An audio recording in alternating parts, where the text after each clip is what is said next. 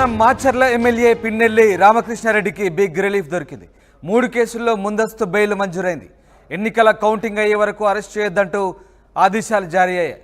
EVM ధ్వంసం కేసులో ఇప్పటికే ముందస్తు బెయిల్ పొందారు పిన్నెల్లి. ఇవి కాక పిన్నెల్లిపై మరో 3 కేసులు నమోదయ్యాయి.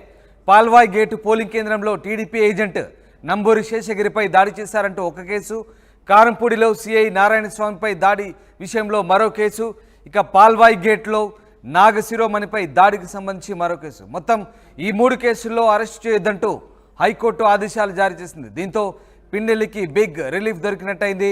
మొత్తం మీద ఇప్పటికే ఆయన ముందస్తు బెయిల్పై ఉన్నారు ఈవీఎం ధ్వంసానికి సంబంధించి. ఇక తాజాగా ఈ 3 కేసుల్లో మరొకసారి ముందస్తు బెయిల్ దొరికింది. ఇప్పటికే పిన్నెల్లిని అరెస్ట్ చేయొద్దంటూ బెయిల్ దొరికిన నేపథ్యంలో తాజాగా ఎన్నికల కౌంటింగ్ అయ్యే వరకు ఆయనపై అరెస్టు ప్రక్రియ చేయొద్దంటూ హైకోర్టు ఆదేశాలు జారీ చేసింది. మా ప్రతినిధి రాజేష్ జైన్ అవుతున్నారు. రాజేష్, పిన్నెల్లికి బిగ్ రిలీఫ్ దొరికింది అనుకోవచ్చా? రిలీఫ్ అనే చెప్పాలి. ఎందుకంటే 3 కేసులు, 1 కాదు 2 కాదు 3 కేసుల్లో ముందస్తు బెయిల్ మంజూరు చేయడం నిజంగా ఒక బిగ్ రిలీఫ్గానే చెప్పాలి. ఇప్పటికే ముందస్తు అంటే ఈవీఎం ధ్వంసం కేసులానికి ఆల్రెడీ హైకోర్టు షరతులతో కూడిన బెయిల్ మంజూరు చేసిన నేపథ్యం ఈరోజు 3 కేసులకు సంబంధించినటువంటి అంశంలో ఒక బెయిల్ మంజూరు చేయడంతో ఆయన వర్గీయులు కానీ కార్యకర్తలు కానీ సంబరాలు చేసుకున్నారు. ప్రస్తుతం పిన్నెల్లి అజ్ఞాతలు ఉన్నారు. ఇప్పుడు బెయిల్ మంజూరు కావడంతో ఆయన అజ్ఞాతం వీడి బయటకు వచ్చే అవకాశం అయితే కనబడుతుంది. ఇక్కడ వాదనలు నిన్నే పూర్తయ్యాయి. తీర్పును రిజర్వ్ చేసినటువంటి హైకోర్టు కొద్దిసేపటి క్రితమే ఈ తీర్పుకు సంబంధించినటువంటి 3 కేసుల్లో ముందస్తు బెయిల్ అయితే ఇచ్చిందని చెప్పాలి. నిన్న వాదన సందర్భంగా పిన్నెల్లి తరపున వాదన వినిపించినటువంటి నిరంజన్ రెడ్డి కొన్ని కీలక వ్యాఖ్యలు చేశారు. అదేంటంటే వచ్చే నెల 4వ తేదీన కౌంటింగ్ జరగబోతున్న నేపథ్యంలో కౌంటింగ్కి సంబంధించినటువంటి ఏజెంట్లు నియమించుకోవాల్సిన అవసరం ఉంది కాబట్టి పిన్నెల్లికి బెయిల్ మంజూరు చేయాలనేది ఒక అంశాన్ని ప్రస్తావిస్తే, రెండో అంశం కీలకమైన అంశం ఏంటంటే ఆల్రెడీ హైకోర్టులో ముందస్తు బెయిల్ మంజూరు చేసింది ఈవీఎం ధ్వంసం కేసులో. రక్షణ కూడా కల్పించాలని పోలీసులు చెప్పింది.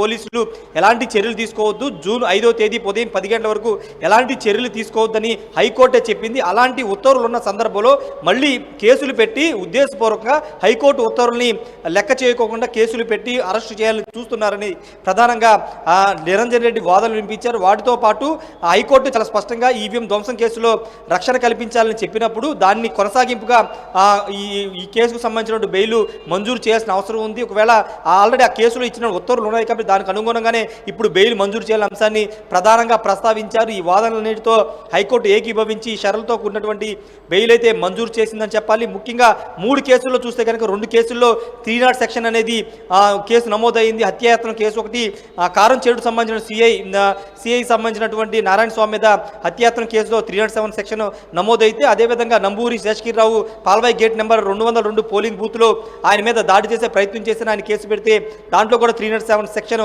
నమోదైన నేపథ్యంలో అలాంటి సెక్షన్లు ఉన్నప్పటికీ హత్యాయత్నం కేసులు 2 సెక్షన్లు ఉన్నప్పటికీ 2 కేసులు ఉన్నప్పటికీ హైకోర్టు బెయిల్ మంజూరు చేయడం సర్వత్రా ఒక ఆసక్తిని అయితే కలిగించిందని చెప్పాలి. ఎందుకంటే పూర్తిగా పిన్నెల్లి రామకృష్ణారెడ్డి తరపునటువంటి లాయర్ నిరంజన్ రెడ్డి వ్యాఖ్యలు వాదనతో పూర్తిగా హైకోర్టు ఏకీభవించిన పరిస్థితి కనబడుతుంది. కీలకమైన అంశం ఇంతకుముందు మనం మాట్లాడుకున్నట్టే ఆల్రెడీ ఉత్తర్వులు ఉన్నాయి కాబట్టి, హైకోర్టు ఇచ్చిన ఉత్తర్వులు ఉన్నాయి కాబట్టి ఆ ఉత్తర్వుల్ని ఉద్దేశాన్ని చెడగొట్టే విధంగా పోలీసులు కేసు పెట్టారు.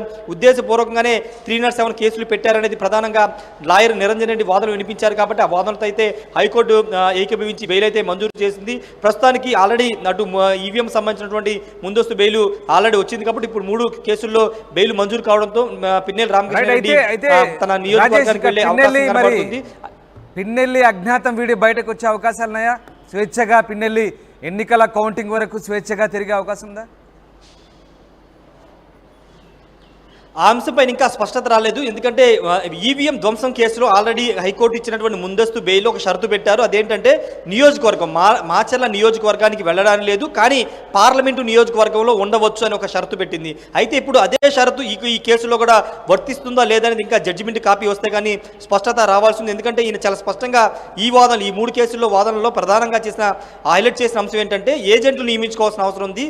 కౌంటింగ్ రోజు ఏజెంట్లు లేకపోతే తనకి ఇబ్బంది కలిగిస్తుందనే ఒక అంశం అంశాన్ని కూడా హైకోర్టులో వెల్లడించారు కాబట్టి ఆ అంశాన్ని పరిగణలో తీసుకుని మాచర్ల నియోజకవర్గానికి వెళ్ళడానికి అనుమతిస్తుందా లేదా అనేది చూడాల్సిన అవసరం కనబడుతుంది. ఎందుకంటే ఈ నిరంజన్ రెడ్డి అంటే పిన్నెల్లి తరపున వాదనలు వినిపించినటువంటి నిరంజన్ రెడ్డి ఎక్కువగా ఈవీఎం కేసులో వచ్చినటువంటి ముందస్తు బెయిల్ అంశాన్ని ప్రధానంగా ప్రస్తావించారు.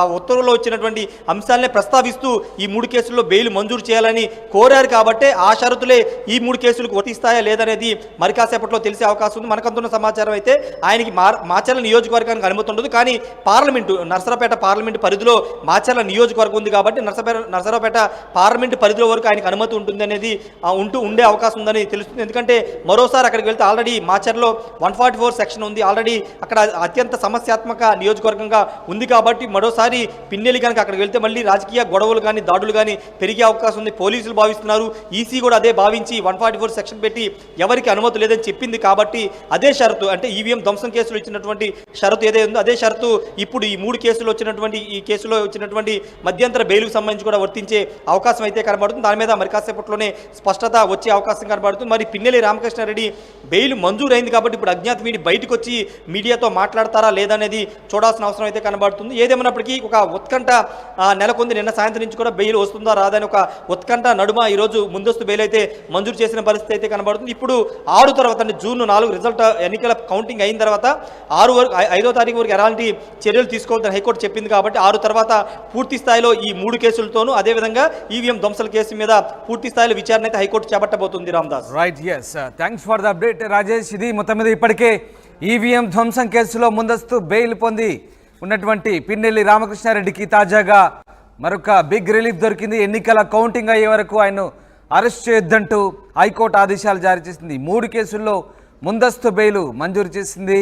పాల్వాయి గేటు పోలింగ్ కేంద్రంలో టీడీపీ ఏజెంట్ నంబూరి శేషగిరిపై దాడి, కారంపూడ్లో సిఐ నారాయణ స్వామిపై దాడి, పాల్వాయి గేట్లో నాగశిరోవన్పై దాడికి సంబంధించి ఈ 3 కేసుల్లో అరెస్ట్ చేయొద్దంటూ హైకోర్టు ఆదేశాలు జారీ చేసిన నేపథ్యంలో పిన్నెల్లికి బిగ్ రిలీఫ్ దొరికినట్టయింది. అయితే పిన్నెల్లి మాచర్లకు రావచ్చా లేదా అనే అంశానికి సంబంధించి పూర్తి స్థాయిలో మరికొద్దిసేపట్లో దానికి సంబంధించిన స్పష్టత వచ్చే అవకాశం ఉంది. మొత్తమైన పిన్నెల్లికి 3 కేసుల్లో తాజాగా రిలీఫ్ దొరికినట్లయింది.